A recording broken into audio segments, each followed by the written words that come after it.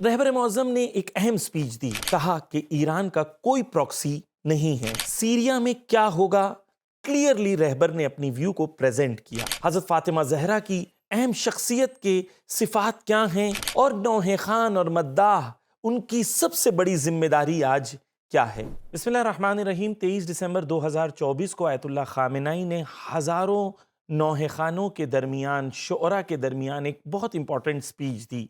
3 अहम पॉइंट्स इस स्पीच में डिस्कस किए। पहला, हज़रत फ़ातिमा ज़हरा सलामुल्लाह अलैहा की अहम शख्सियत। दूसरा, तबईन एक बड़ी जिम्मेदारी नौहे खान और शुअरा की। और तीसरा, सीरिया के हालात और करंट मिडल ईस्ट सिचुएशन में ईरान का क्या स्टैंड है। ये वीडियो थोड़ा लंबा होगा, इसलिए अलग अलग चैप्टर्स को बनाकर आपके सामने पेश कर दिया गया है। तो अगर आप कोई खास टॉपिक में इंटरेस्टेड हैं तो आप अपनी टॉपिक पर जाकर क्लिक करके उस चैप्टर को देख सकते हैं। आयतुल्लाह खामेनी ने अपनी स्पीच का आगाज़ किया और आगाज़ करने के बाद उन्होंने कहा कि जो नौहे खानों ने या जो अशआर पढ़े गए हैं, वाक़ईन उन्होंने अपनी ज़िम्मेदारी को बहुत अच्छे से अदा किया और इस महफ़िल को नूरानी बनाने में उन्होंने मदद की। अब यहाँ पर आकर रहबर अपनी स्पीच का आगाज़ करते हैं और हज़रत फ़ातिमा ज़हरा सलामुल्लाह अलैहा के सिलसिले में गुफ्तगू करते हैं। रहबर मौज़म कुरान की इस आयत का जिक्र करते हैं, बिस्मिल्लाहिर्रहमानिर्रहीम, वज़रबल्लाहु मसलन लिल्लज़ीना आमनू इम्रअत फ़िरऔन, और आगे जाके मरियम, हज़रत मरियम का जिक्र करते हैं। कुरान मजीद की इस आयत में 2 एग्जाम्पल्स खुदा देता है और कहता है कि तुम्हारे लिए ये एग्जाम्पल्स हैं, रोल मॉडल्स हैं जिन्हें आपको फॉलो करना है। एक फ़िरऔन की बीवी जिनका नाम आसिया है और दूसरा हज़रत मरियम।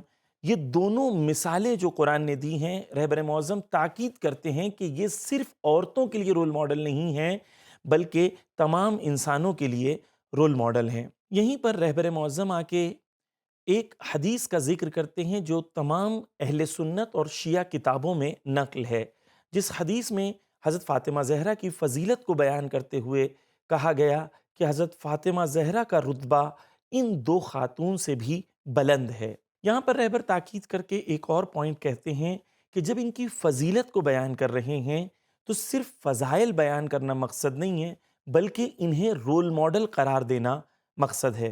रहबर मौज़म यहाँ पर इस बात को नक़ल करते हैं कि हज़रत फ़ातिमा ज़हरा सलामुल्लाह अलैहा की ज़िंदगी शॉर्ट थी, यानी उनकी ज़िंदगी 18 या 22 साल डिफरेंट रिवायतों के मुताबिक थी।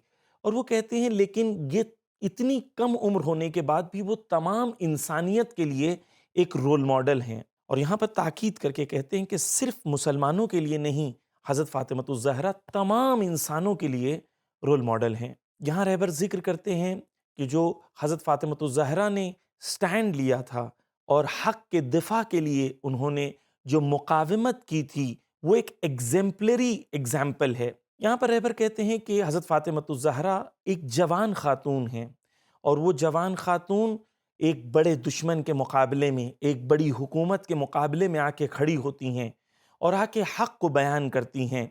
और यहाँ पर रहबर मौज़म कुछ सिफ़ात का ज़िक्र करते हैं जो रहबर मौज़म कहते हैं कि हज़रत फ़ातिमा ज़हरा के अंदर हैं। रहबर मौज़म यहाँ कहते हैं कि हज़रत फ़ातिमा ज़हरा की शख्सियत के अंदर कुछ अहम पहलू वो थे। एक, उनका हक़ के लिए क़याम करना। दूसरा, उनके अंदर शुजाअत का होना। तीसरा, सराहत का होना, यानी बिल्कुल क्लैरिटी के साथ हक़ को बयान करने की क़ुव्वत का होना। फिर क़ुव्वत इस्तिदलाल यानी रैशनैलिटी का होना और इस्तादगी यानी प्रिजर्वेंस का होना, यानी हक़ के राह पे साबित कदम रहना। यहाँ पर रहबर मौज़म कुरान की एक आयत का ज़िक्र करके कहते हैं कि इस आयत का परफेक्ट एग्जाम्पल हज़रत फ़ातिमा ज़हरा हैं। कुरान मजीद की इस आयत की तिलावत करते हैं, अन तक़ूमू लिल्लाहि मसना व फ़ुरादा। खुदा कुरान में कहता है कि तुम हक़ के लिए खड़े हो जाओ, चाहे तुम अकेले हो या लोग तुम्हारे साथ हों।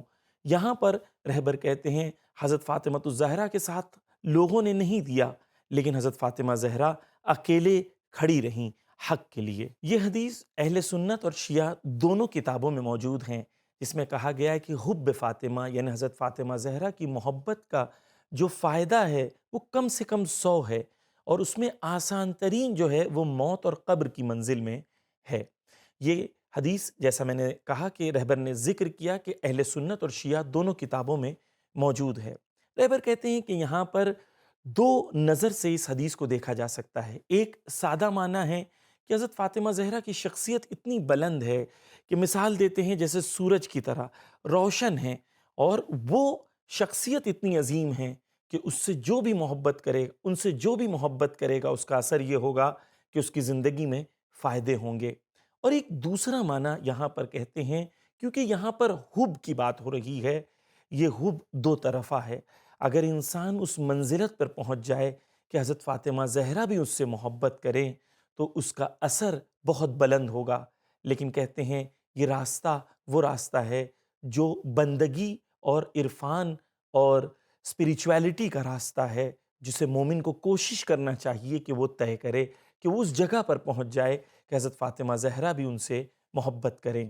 ایک اور پوائنٹ رہبر یہاں پر دوبارہ تاکید کرتے ہیں جو پچھلی سپیچ میں بھی کیا تھا۔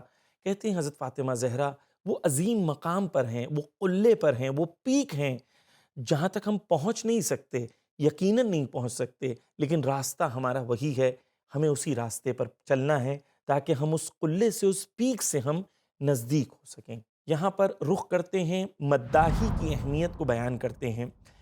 فارسی میں مداح انہیں کہا جاتا ہے جو شاعری پڑھتے ہیں، نوحہ خوانی پڑھتے ہیں اور اہل بیت کی شان میں مداحی کرتے ہیں، منقبت پڑھتے ہیں۔ ہندوستان پاکستان میں اکثر انہیں نوحہ خوان کہا جاتا ہے، لیکن فارسی زبان میں انہیں مداح کہا جاتا ہے۔ تو رہبر معظم ان لوگوں کی طرف اشارہ کرتے ہوئے کہتے ہیں کہ مداح کی ذمہ داری کیا ہے۔ سب سے پہلی ذمہ داری رہبر کہتے ہیں کہ مداح جو ہیں، نوحہ خوان جو ہیں، ان لوگوں کو حضرت فاطمہ زہرا کو اپنے لیے رول ماڈل بنانا چاہیے۔ اور جب حضرت فاطمہ زہرا کی زندگی میں دیکھتے ہیں تو ایک پوائنٹ بہت ایویڈنٹ ہے، وہ ہے تبیین کا، اور ان لوگوں کو تبیین کی ذمہ داری کو ادا کرنی چاہیے۔ رہبر معظم نے دوسری تقریر میں تبیین کے میننگ کو ایکسپلین کیا تھا۔ تبیین کہتے ہیں حق اور باطل کو اس طریقے سے جدا کر دینا کہ لوگوں کے لیے حق بھی کلیئر ہو جائے اور لوگوں کے لیے باطل بھی کلیئر ہو جائے۔ حضرت فاطمہ زہرا نے تبیین کی تھی، اور مداح اور نوحہ خوانوں کی بھی ذمہ داری ہے، شعراء کی بھی ذمہ داری ہے کہ وہ تبیین کی ذمہ داری کو انجام دیں۔ رہبر معظم کہتے ہیں کہ جہاں پر ہمارے اندر عاطفہ ہے، ایموشنز ہیں اہل بیت کی محبت کا، ان ایموشنز کے ساتھ ہماری ذمہ داری ہے کہ ہم حقائق کو بھی پیش کریں۔ خصوصاً حضرت فاطمہ زہرا نے اس زمانے کی مشکلوں کو بیان کیا، اس زمانے کی اہم جو مشکلات تھی اس کو تبیین کیا۔ یہاں پر جو شعراء ہیں، مداح ہیں، ان کی ذمہ داری ہے کہ آج کے مسائل کو مداحی کے ذریعے سے لوگوں کے سامنے حقائق کو پیش کریں۔ رہبر یہاں پر آ کے کہتے ہیں جہاد کے سلسلے میں، کیونکہ یہ ایک ٹاپک ہے جہاد تبیین، یعنی تبیین کرنا اور اسی راستے میں کوشش اور تلاش کرنا۔ رہبر معظم نبی کریم حضرت محمد صلی اللہ علیہ وآلہ وسلم سے اس حدیث کو نقل کرتے ہیں، ان المؤمن یجاہد بسیفہ ولسانہ۔ یہاں پر رسول اکرم فرماتے ہیں کہ جو مومن ہوتا ہے وہ جہاد کرتا ہے، کوشش و تلاش کرتا ہے، اپنی تلوار کے ذریعے سے بھی اور اپنی زبان کے ذریعے سے بھی۔ رہبر اسی حدیث کو ایکسپلین کرتے ہوئے کہتے ہیں گاہی زبان سے کیے ہوئے جہاد کا ثواب وہی ہوتا ہے جو تلوار سے کیے ہوئے جہاد کا ہوتا ہے، اور وہ تب ہوتا ہے جب انسان زمانے کی مشکلوں کو تبیین کرے اور حق اور باطل کے درمیان جدائی لانے کی کوشش کرے۔ رہبر مداحی اور نوحہ خوانی کے اہم فرائض اور اس کے آرٹ اور ہنر کے سلسلے میں گفتگو کرتے ہیں۔ رہبر کہتے ہیں کہ مداحی یا نوحہ خوانی ایک ایسا آرٹ اور ایک ایسا ہنر ہے جو ترکیبی ہے، جو کمبینیشن ہے بہت سارے آرٹس کا۔ کہتے ہیں صدا، آواز ایک ہنر ہے، آہنگ ایک ہنر ہے، دھن ایک ہنر ہے، شعر ایک ہنر ہے، اور پھر ایک آ کے کہتے ہیں کہ جب ایک نوحہ خوان 100، 200، 500، 1000 لوگوں کے درمیان آ کے مداحی کرتا ہے، نوحہ خوانی کرتا ہے، تو اس کراؤڈ کو وہ مینیج کرتا ہے۔ تو یہ کراؤڈ مینجمنٹ بھی ایک ہنر اور ایک آرٹ ہے۔ پھر رہبر کہتے ہیں کہ ایک نوحہ خوان لوگوں سے روبرو ملتا ہے، لوگوں کے درمیان بیٹھتا ہے، لوگوں کے سامنے جب گفتگو کرتا ہے، مجلس کے بعد، مجلس سے پہلے یا لوگوں کے درمیان جب بیٹھتا ہے، تو یہ بھی ایک آرٹ اور ہنر ہے کہ لوگوں کے درمیان فیس ٹو فیس وہ تبلیغ کر سکے۔ رہبر معظم کی نظر میں نوح خان ایک مبلغ ہے اور وہ اپنے ہنر سے دین کی تبلیغ کرتا ہے، اور مداحی، نوح خانی، شاعری، منقبت، یہ سب ذریعہ ہے تبیین کرنے کا، کیونکہ حضرت فاطمہ الزہرا کی راہ کو فالو کرنا ہے، اور حضرت فاطمہ زہرا کی زندگی میں اہم چیز جو تھی وہ تبیین تھی، اور مداح کی اور نوح خان کی بھی ذمہ داری ہے تبیین کرے، حق و باطل کے درمیان فاصلہ کریٹ کرے تاکہ لوگوں کے لیے حق اور باطل واضح ہو سکے۔ یہاں پر رہبر ایک اہم پوائنٹ کی طرف اور اشارہ کرتے ہیں، کہتے ہیں کہ ہمارا ایک دشمن موجود ہے، اور دشمن کے پاس جو ٹیکٹکس ہیں وہ ماڈرن ٹیکٹکس ہیں، اور دشمن جو ہیں آج کیا کرتا ہے؟ رہبر کہتے ہیں ہم جانتے ہیں کہ وہ پیسہ خرچ کرتا ہے، اور پیسہ خرچ کرنے کے بعد وہ کیا کرنا چاہتا ہے؟ وہ سوسائٹی میں مس انفارمیشن اور ڈس انفارمیشن کو پھیلاتا ہے، غلط باتوں کو سوسائٹی میں پھیلاتا ہے۔ اس کے ذریعے سے وہ ایسی آئیڈیالوجیز بنانا چاہتا ہے جو آئیڈیالوجیز باطل آئیڈیالوجیز ہوں۔ رہبر کہتے ہیں اس کے مقابلے میں جو مداح ہیں، نوح خان ہیں، شاعر ہیں، ان کی ذمہ داری کیا ہے؟ وہ لوگوں کے درمیان اویئرنیس کریٹ کریں، لوگوں کو آگاہ کریں، بیدار کریں، لوگوں کے درمیان امید کو بڑھائیں، لوگوں کے درمیان حرکت کو اور موومنٹ کو کریٹ کریں۔ اور دشمن کیا کرنا چاہتا ہے؟ دشمن یہ کرنا چاہتا ہے کہ مومنین کے درمیان خوف کو کریٹ کرے، مومنین کے درمیان تفرقہ کرے، لوگوں کے درمیان ڈس یونٹی کرے، لوگوں کے درمیان یونٹی کو توڑے، اور یہیں پر مداح کی ذمہ داری ہے کہ یونٹی کو کریٹ کرے۔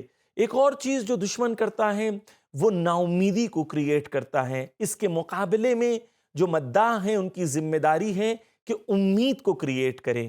یہاں پر رہبر آ کے ایک اور پوائنٹ کہتے ہیں کہ مداح کی ذمہ داری ہے، نوح خان کی ذمہ داری ہے کہ اپنی سوسائٹی، اپنی کمیونٹی کو اور مضبوط کرے، اپنی سوسائٹی کے جو سٹرینگز ہیں، جو ہمارے سماج کے اندر اچھی باتیں ہیں، وہ لوگوں کے سامنے پیش کریں تاکہ لوگ جو ہیں ڈیمورلائز نہ ہوں، لوگوں کے درمیان نا امیدی نہ ہو، بلکہ لوگوں کے اندر انرجی ہو اور انرجی سے زندگی میں پروگریس کر سکیں۔ بس حضرت فاطمہ زہرا کی زندگی کو جب دیکھتے ہیں تو ہمیں انسپیریشن ملنا چاہیے کہ ہم لوگوں کو تعلیم دیں، لوگوں کو موبلائز کریں اور ایک سوسائٹی کو موومنٹ دیں تاکہ سوسائٹی جو ہے صحیح ڈائریکشن میں چلتی رہے۔ اسی پوائنٹ کو ایمفسائز کرنے کے لیے رہبر معظم قرآن کی آیت کی تلاوت کرتے ہیں، کہتے ہیں جنگ احد کے درمیان یہ ہوا تھا کہ حضرت حمزہ شہید ہو گئے اور مولا کائنات زخمی ہو گئے تھے، خود رسول اللہ صلی اللہ علیہ وآلہ وسلم بھی زخمی ہو گئے تھے۔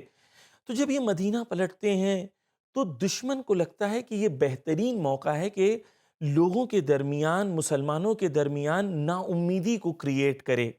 قرآن مجید میں ایک آیت ہے جو یہ دشمنوں کی طرف سے پیغام آیا تھا، ان الناس قد جمعوا لکم فاخشوہم۔ خدا یہ لوگ کہتے تھے کہ تمہارے خلاف بہت سارے لوگ جمع ہو گئے ہیں تو تم کیا کرو؟ ان سے ڈرو۔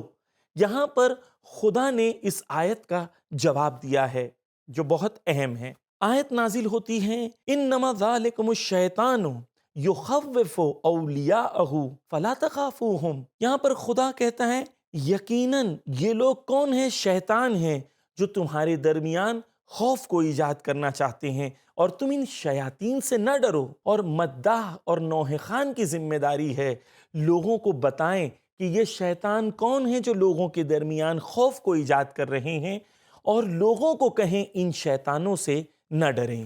رہبر کہتے ہیں کہ یہ تمام مفاہیم کو آپ کی ذمہ داری ہے کہ آپ لٹریچر میں، آرٹ میں، پوئٹری میں، شاعری میں، مداحی میں، الگ الگ ہنر میں، آرٹ میں اسے تبدیل کریں اور یہ مفاہیم کو لوگوں کے درمیان پیش کریں۔ یہ آپ کی ذمہ داری ہے۔ رہبر یہاں کہتے ہیں کہ دشمن یہ کام کر رہا ہے، ہماری طرف سے کون کرے گا؟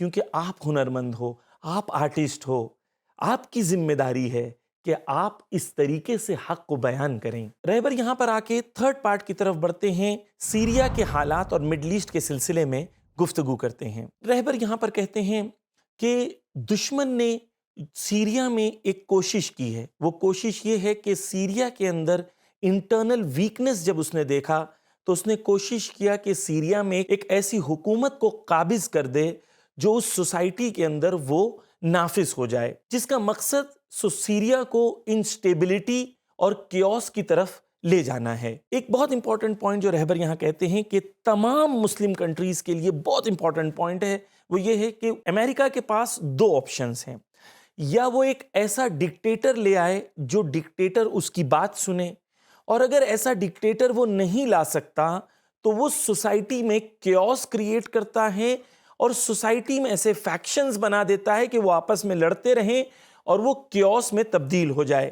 سیریا میں بھی دشمن کی یہی کوشش ہے۔ رہبر معظم کہتے ہیں امریکہ اور جو فلسطین اور لبنان کے دشمن ہیں وہ ان کے سلسلے میں کہتے ہیں کہ وہ یہ بتا رہے ہیں کہ نہیں ہم بہت طاقتور ہیں اور ہم بہت کامیاب ہو گئے ہیں۔ کہتے ہیں شیطان کی صفتوں میں سے یہ ہے، جو شیطانی صفت لوگ ہوتے ہیں وہ ایگزیجریشن میں باتیں کرتے ہیں، اپنی باتوں کو بڑا چڑھا کے کرتے ہیں اور اکثر ان کی باتیں بیس لیس ہوتی ہیں۔ ایران کے سلسلے میں ایک امریکن ڈپلومیٹ نے کہا کہ ہم کوشش کریں گے کہ ایران کے اندر ہم ایسے حالات کریٹ کریں کہ ایران کے اندر کیوس ہو، تو رہبر نے کہا کہ اگر ہمارے خلاف کسی نے کوئی سازش کی تو وہ یاد رہے کہ ہم اسے پیروں تلے کچل دیں گے۔ رہبر یہاں پر صہیونی وکٹری کے سلسلے میں ایک بات عرض کرتے ہیں، کہتے ہیں کہ یہ لوگ دعویٰ کرتے ہیں کہ ہم کامیاب ہو گئے، کہتے ہیں کہ 40,000 سے زیادہ لوگوں کو مار دینا کامیابی کا نام نہیں ہے۔ رہبر معظم کہتے ہیں کہ انہوں نے دعویٰ کیا تھا، جنگ کے شروعات میں ہی دعویٰ کیا تھا کہ ریزسٹنس فورسز جو فلسطین میں اور لبنان میں انہیں ختم کر دیں گے۔ کیا وہ ختم ہوئی؟ نہیں ہوئی، بلکہ ریزسٹنس فورسز آج اور زیادہ سٹرونگ ہیں، اور یہ جو ان کا دعویٰ ہے کامیابی کا، یہ کھوکھلا ہے۔ فلسطین میں کیا یہ ان کی کامیابی نہیں ہے۔ کہتے ہیں ہاں سیریا میں ان کی کامیابی ہوئی، انہوں نے زمینوں پہ قبضہ کیا، لیکن سیریا میں ان کے سامنے کوئی ایک شخص بھی نہیں کھڑا تھا مقابلے کے لیے، ان کے لیے زمینوں کو آزاد چھوڑ دیا گیا تھا۔ یہاں پر رہبر ایران کے پراکسی کے سلسلے میں جواب دیتے ہیں، کہتے ہیں کہ ایران سے کہا جاتا ہے کہ پراکسی ایران کے ہیں، اور یہ پراکسی کے لفظ کو زیادہ استعمال کیا جاتا ہے۔ رہبر معظم نے واضح طور پر کہا کہ ہمارا کوئی پراکسی نہیں ہے۔ بہت اہم ہے سمجھنا ہمارے ویورز کے لیے۔ رہبر کہتے ہیں کہ یہ جو یمن میں لوگ لڑ رہے ہیں، یا لبنان میں لوگ لڑ رہے ہیں، یا فلسطین میں لوگ لڑ رہے ہیں، ان کا ایمان ہے ریزسٹنس، ظالموں کے سامنے نہ جھکنا، ظالموں کے سامنے سر کو نہ جھکانا اور مقابلہ کرنا، یہ ان کا ایمان ہے۔ اور یہ ہمارے پراکسیز نہیں ہیں، یہ اپنے ایمان کے مطابق جو ہیں لڑ رہے ہیں اور مقاومت کر رہے ہیں۔ واضح سی بات ہے کہ ان کے خود کے مقصد ہیں۔ فلسطین میں فلسطین کے مومنین خود آزادی چاہتے ہیں، یمن کے لوگ اپنی مشکلوں کا مقابلہ کرنا چاہتے ہیں، اسی طریقے سے لبنان میں وہ جو ان کی زمینوں پہ قبضہ ہو گیا تھا ان کی آزادی کے لیے جنگ ہو رہی ہے۔ رہبر معظم یہاں کہتے ہیں کہ جو ویسٹرن انٹرسٹ ہے وہ لوگ اپنی قبضے کے لیے یا اپنے انٹرسٹ کے لیے جو ہے مڈل ایسٹ میں کوشش کر رہے ہیں، بلکہ ایران کا ان مقاومتی تنظیموں کے ساتھ شیئرڈ ویلیو سسٹم ہے، ایمان ہے جو کامن ہے ہمارے اور ان کے درمیان۔ لبنان کی تنظیم اور لبنان کی ریزسٹنس موومنٹ کے سلسلے میں رہبر معظم نے کہا کہ انہوں نے بہت قربانیاں دیں۔ لبنان میں 1960s میں دشمن نے وہی کیوس کے سسٹم کو کریٹ کیا تھا، اور لبنان میں ہر گروہ دوسرے گروہ سے لڑ رہا تھا، خانہ جنگی کا ماحول تھا۔ ایسے مشکل اور سخت وقت میں رہبر معظم کی ایک تاکید ہے، ٹرننگ تھریٹ انٹو اپارچونٹی،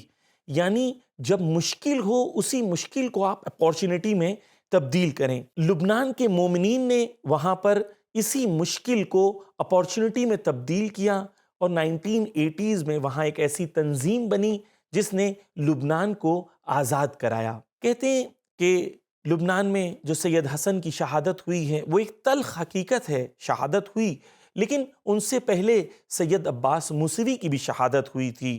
لیکن میں اگر یہ نہ کہوں کہ ان کی شہادت کے بعد ہم زیادہ مضبوط نہیں ہوئے ہیں، تو کم سے کم یہ تو میں کہہ سکتا ہوں کہ ہم کمزور نہیں ہوئے تھے، اور نہ یہ پہلے کمزور ہوئے تھے اور نہ سید حسن کی شہادت کے بعد یہ کمزور ہوئے ہیں۔ اور رہبر تاکید کرتے ہیں کہ لبنان کے مومنین اور مضبوط ہوئے ہیں اور انشاءاللہ اللہ کے فضل سے اور زیادہ مضبوط ہوں گے۔ آخری پوائنٹ رہبر کہتے ہیں کہ میں آپ کو یہ امید دلانا چاہتا ہوں کہ سیریا کے جوان، یہ جو فورن انٹرفیئرنس ان کے وہاں ہو رہا ہے اور جو ویسٹرن ایجنڈا ان کی کنٹری کے اندر اسٹیبلش کرنے کی کوشش کی جا رہی ہے، رہبر کہتے ہیں کہ سیریا کے جوان مومن غیور جوان کھڑے ہوں گے اور اس کا مقابلہ کریں گے۔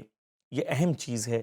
رہبر کہتے ہیں کہ وہاں کے جوانوں کے لیے امنیت نہیں ہے، وہاں کی یونیورسٹیز میں، وہاں کے سٹیز میں، ولیجز میں امنیت اور پیس نہیں ہے، تو ان کے پاس کھونے کے لیے کچھ نہیں ہے۔